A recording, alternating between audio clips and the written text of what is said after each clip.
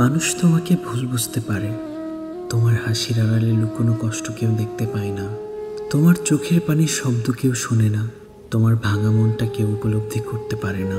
কিন্তু একটা কথা মনে রেখো, আল্লাহ কখনো ভুল বোঝেন না।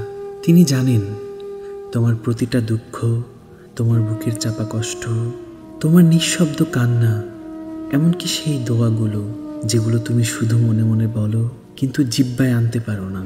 তাই ধৈর্য ধরো। ধৈর্য মানে চুপচাপ কষ্ট সহ্য করা না। ধৈর্য মানে আল্লাহর উপর পূর্ণ বিশ্বাস রাখা যে তিনি তোমার জন্য সবচেয়ে ভালোটাই রেখেছেন। তোমার দোয়া কখনোই বিফল হয় না।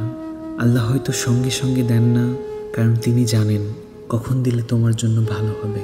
তাই হাল ছেড়ো না, একটু হাত তুলে বলো, হে আল্লাহ, তুমি ছাড়া আমার আর কেউ নেই।